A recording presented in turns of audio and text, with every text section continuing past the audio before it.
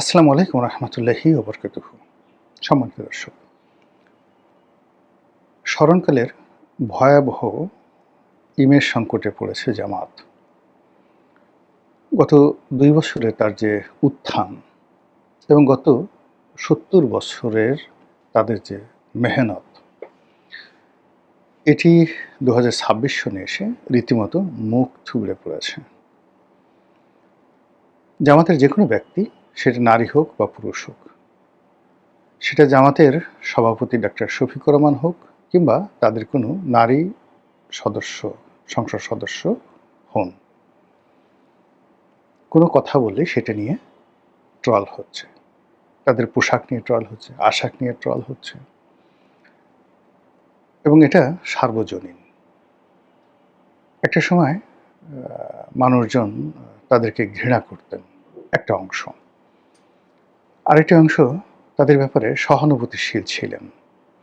না, লোকগুলো ভালো, নিরপরাধ, সে ৭১ সালে কী করেছেন না করেছেন এগুলো নিয়ে আওয়ামী লীগ বারবার শুধু নাড়াচাড়া করে, এই জিনিসগুলো ঠিক না। কিন্তু ইউনূস জামানাতে ক্ষমতার একদম চালিকা শক্তিরূপে তারা যে আচরণ করেছে, যে কথাগুলো বলেছে, যে অহমিকা দেখিয়েছে, এবং প্রশাসনের বিভিন্ন স্তরে তাদের যে লোকজন, যাদেরকে তারা দীর্ঘদিন লুকিয়ে রেখেছিল, তারা যেভাবে নিজেদের মুখোশ উন্মোচন করেছেন, যেভাবে বিশ্ববিদ্যালয় ক্যাম্পাসগুলো, তারপর বিশ্ববিদ্যালয়ের যে আবাসিক হলগুলো, সে হলগুলো তারা যেভাবে নিয়ন্ত্রণ করেছে, মেয়েদের হলগুলো, মেয়েদের বিশ্ববিদ্যালয় এবং বিশ্ববিদ্যালয় কলেজগুলো, সেখানে তারা যে আধিপত্যবাদ দেখিয়েছে, এটি মূলত এককভাবে বিএনপি বা আওয়ামী লীগ কখনো সেটা পারেনি। তো সেই জায়গাতে এখন অনেকটা রিভার্স পরিস্থিতি দেখা দিয়েছে।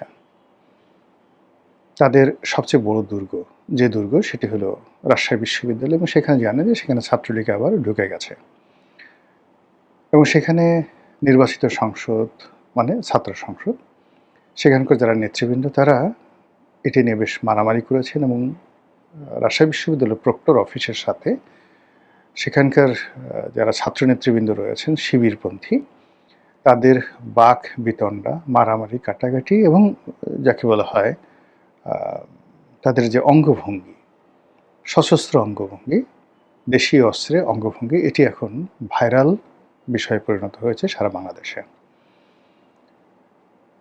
এর বাইরে জামাতের কিছু মহিলা কর্মী রয়েছেন। প্রথম দিকে দেখা গেল যে তাদের প্রজ্ঞা, মেধা, কথা বলার ধরন, জ্ঞান গরিমা, এগুলো নিয়ে অনেকে ইতিবাচক চিন্তা চেতনা করতেন। কিন্তু সাম্প্রতিক সময় দেখা যাচ্ছে যে এমন সব কথাবার্তা হচ্ছে, এমন সব ফটো কার্ড বের হচ্ছে, মানে যেগুলো আসলে খুব অসম্মানজনক। এবং জামাতের যারা নেত্রী রয়েছেন, নারী কর্মী রয়েছেন, তাদের জন্য আসলে এই মুহূর্তে শো অফ হওয়া, পাবলিক এর সঙ্গে কমিউনিকেশন করা বা দাওয়াতি কর্মকাণ্ড পরিচালনা করা, যেটা আগে তারা করতে পারতেন, এটি এখন আসলে সম্ভব হচ্ছে না। বিএনপির ক্ষেত্রে একই অবস্থা। বিএনপির এক নেতার সঙ্গে সেদিন কথা হলো, সংসদ সদস্য হয়েছেন। তো আমি জিজ্ঞাসা করলাম, কেমন যাচ্ছে? তো সে বলল যে এখন আসলে যখন বিরোধী দলে ছিলাম তখন রাজনীতি করার যে আনন্দ ছিল, যে গ্রহণযোগ্যতা ছিল, পাবলিকের যে সহানুভূতি ছিল, সেটা নেই। না থাকার কারণে ওই সময়টা মিস করছি। আর বর্তমান সময় নিয়ে খুব আতঙ্কিত অনুভব করছি। এই যদি হয় বিএনপির অবস্থা, তাহলে জামাতের অবস্থা আরও কত খারাপ সেটা বোঝার চেষ্টা করুন। এরপরে যে ঘটনা, সেটা হলো জামাতের বেশ কয়েকজন সংসদ সদস্য, তাদের নারী কেলেঙ্কারি, এরপরে কয়েকজন সংসদ সদস্যর পারিবারিক ছেলে মেয়েদের ঔদ্ধত্যপূর্ণ আচরণ, অশালীন এবং অসভ্য জীবনযাপন, এগুলো ভাইরাল হচ্ছে সারা বাংলাদেশে। তারপর জামাতের যে যারা বক্তা রয়েছেন, তাদের বেশ কিছু বক্তব্য, কর্মকাণ্ড ইদানিংকালে এতটা, যাকে বলা হয়, মানুষের বিতৃষ্ণার কারণ হয়ে দেখা দিয়েছে, যে মানুষ যখন জান্নাতের টিকিটের কথা বলা হয়, সঙ্গে, সঙ্গে অর্থাৎ শেখ কামালের ব্যাংক ডাকাতি বা বাকশাল বা ৭৪ এর দুর্ভিক্ষ যেভাবে আওয়ামী লীগকে বিপর্যস্ত করছে এখন পর্যন্ত বা যেভাবে খাম্বা, হাওয়া ভবন এই শব্দগুলো যেভাবে বিএনপিকে ভীষণ রকম যাকে বলে একটা নেতিবাচক অবস্থায় ফেলে দিয়েছে। জনাব তারেক রহমান সাহেব প্রাণান্ত চেষ্টা করছেন তার সেই খাম্বা উপাধি থেকে বের হয়ে আসার জন্য। নানা রকম মাধ্যম থেকে খাম্বা আসলে কারা, ওই সময় ব্যবসা কারা করেছে ইত্যাদি, ইত্যাদি প্রচণ্ড যাকে বলা হয় শক্তিমত্তা নিয়ে প্রচার করার চেষ্টা করছেন। তিনি নির্দোষ এবং তিনি যে আসলে একজন ভদ্রলোকের সন্তান, হ্যাভিং এ ব্লু ব্লাড, বংশগতভাবে তিনি, তার মা, তার বাবা ভদ্র, কম কথা বলেন, মার্জিত, এই বিষয়গুলো এস্টাবলিশড করার জন্য একের পর এক ম্যাটিকুলাস ডিজাইন নিয়ে তার যে PR team, public relation team দিন-রাত কাজ করে যাচ্ছেন। প্রতিদিনই একটা না একটা ঘটনা ঘটছে বা ঘটানো হচ্ছে, আমরা বলতে পারি না। যেমন দেখা গেল প্রধানমন্ত্রীর গাড়ির সামনে একজন লোক পড়ে গেল, একটা মহিলার সামনে চলে এলো, উনি গাড়ি থেকে নামলেন, তার সঙ্গে কথা বললেন, মিডিয়াতে খবর। প্রধানমন্ত্রী নতুন করে অনুষ্ঠানে গেলেন, মেয়েরা সেখানে দৌড় দিল, একটা মেয়ে সেই দৌড়ের মধ্য থেকে এসে প্রধানমন্ত্রীর সামনে এসে দাঁড়িয়ে গেল। এটি কি সাজানো? ওই মেয়েটা এত কিছুর মধ্যে সে আলাদা, সে কি করে সাহস পেল? এরকম ঘটনা তো কখনো অতীতে ঘটেনি, এমনকি তার বাবার জীবনে এরকম ঘটনা ঘটেনি। এটাগুলি কি নাটক না বাস্তব, নাকি ওই মেয়েটা আসলেই? এরকম অনেক কিছু ঘটছে, কিন্তু বিএনপির পক্ষে যেভাবে প্রচারণা চালানো হচ্ছে, তিনি মেয়েটাকে দেখে দাঁড়িয়ে গেলেন, মাথায় হাত বুলালেন। মেয়েটা ঠিক অনেকটা দৃঢ়তা নিয়ে, একেবারে কিশোরী মেয়ে, পিছনে হাত বেঁধে পিএমের সামনে সিনা উঁচু করে দাঁড়ালেন।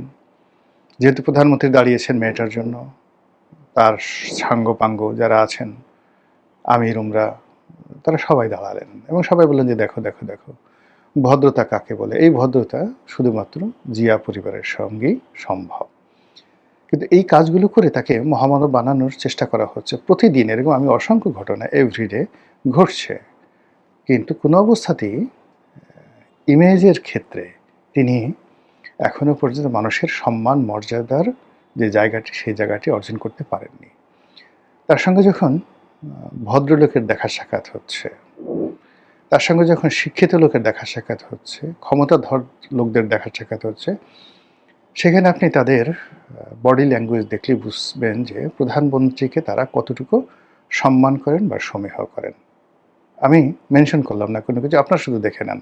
মানে ওইগুলো ঘটনা না, ঘটনা হলো তার সঙ্গে যখন সেনাপ্রধানের দেখা হচ্ছে, ক্যাবিনেট সচিবের দেখা হচ্ছে, তার সঙ্গে যখন দেশের কোনো বরেণ্য ব্যক্তির দেখা হচ্ছে, তখন এই দুয়ের মধ্যে প্রধানমন্ত্রীকে কেন্দ্র করে অপর পক্ষের যে আনুগত্য, ভালোবাসা, শ্রদ্ধা, নিবেদন, এই জিনিসগুলো কেমন হচ্ছে। সংবাদপত্র জগতের যে সকল সিনিয়র সাংবাদিক আছেন, তারা তার সঙ্গে দেখা করছেন। এর মধ্যে দুটো গ্রুপ হয়ে গেছে। একটা গ্রুপ হলো মতিউর রহমান, মাহফুজ আনামদের নেতৃত্বে একটা গ্রুপ, যেখানে মতিউর রহমান, মাহফুজ আনাম, তারপর মতিউর রহমান চৌধুরী, নুরুল কবির, ওনারা একটা গ্রুপ। তো তারা একবার বা দুবার ওনার সঙ্গে দেখা করেছেন, এখন আর তাদেরকে দেখা যাচ্ছে না। আবার অন্যদিকে আমার দেশের মাহমুদুর রহমান, জাজিউদ্দিনের শফিক রেহমান, তো এই পুরো বিএনপি এবং পুরো জামাতের যে সমস্ত সাংবাদিক রয়েছেন, তারা যখন তার সঙ্গে দেখা করছেন, সেখানে আপনি এদের বডি ল্যাঙ্গুয়েজগুলো দেখেন, আপনি বুঝতে পারবেন যে সম্মান এবং মর্যাদাটা এই গত 5 মাসে 6 মাসে কতটা তিনি অর্জন করেছেন বা আগের যে জায়গাগুলো থেকে কতটা বের হতে পেরেছেন। তো সেই দিক থেকে আপনি যদি জামাতের কথা চিন্তা করেন, জামাত আসলে চেষ্টা করেনি, মানে নিজেদের যে ইমেজগুলো, ৭১-এ তাদের ভূমিকা, ইসলামাইজেশনের ব্যাপারে তাদের যে চিন্তা চেতনা, এই বিষয়গুলো তারা মানে গত 2 বছরের চেষ্টাই করেনি। তারা মনের আনন্দে, মানে আমরা যে কাজগুলো করি, সেটা হলো আপনারা দেখবেন মানুষ যখন খুব আবেগপ্রবণ হয়ে যায়, আপনার ঘরে একটা নবজাতক সন্তান আসছে বা 3 মাস, 4 মাস, 5 মাস, 6 মাসের সন্তান, আপনি তাকে চুমু দিচ্ছেন, সে একদিকে পায়খানা করে দিচ্ছে, তারপর আপনি চুমু দিচ্ছেন। তারপর শেষে আপনি তাকে আদর করতে গিয়ে ওরে আমার লুলু বাবা, ওরে আমার পুলু বাবা, ওরে আমার পুতু পুতু, ওরে আমার টুসু টুসু, ওরে আমার কুনু কুনু। আপনি তার কানে চুমা দিচ্ছেন, নাকে চুমা দিচ্ছেন। ছেলে কাঁদছে, মেয়ে কাঁদছে, নবজাতক, কিন্তু আপনি চুমা দিয়েই যাচ্ছেন। তো এইরকম জামাত যখন ক্ষমতায় এলো তারা মনের আনন্দে শুধু চুমা দিতেই থাকলো। বলে এখন যদি বলা হয় কোনো একটা ব্যক্তির নামে সুম্মা, বলেন তো কার নাম আসে বাংলাদেশে? আর কিছু লাগবে না। কিয়ামত পর্যন্ত আপনি এই নাম আর রাখতে পারবেন না। কিংবা সাতক্ষীরার যে এমপি ১৭ বছর মেয়ের সাথে সে যেভাবে হোটেলে তিনি ধরা খেয়েছেন, এ দৃশ্য আপনি কিয়ামত পর্যন্ত দূর করতে পারবেন না। আবার ওই যে জান্নাতের টিকেট, এটা নিয়ে যে ন্যারেটিভ তৈরি হয়েছে, সেই দিক থেকে আপনি কোনো অবস্থাতেই এই বদনামগুলো আপনি দূর করতে পারবেন না। এর বাইরে জামাতের A team, B team, C team. এখন জামাতের সাথে যারা আছে, সেটা এনসিপির যারা লোকজন আছে তাদেরকে সবাই বলছে এরা জামাতের লোক। এবি পার্টির যারা লোক আছেন তাদের সবাইকেই বলছে এরা জামাতের বি টিম বা সি টিম। এরপরে অন্যান্য মানে আরও নতুন নতুন মুখ, অদ্ভুত অদ্ভুত চেহারা, অভিব্যক্তি, কথাবার্তা, যেগুলো জামাতের দীর্ঘদিনের যে পরিবেশ পরিস্থিতি সেগুলোর সঙ্গে যায় না।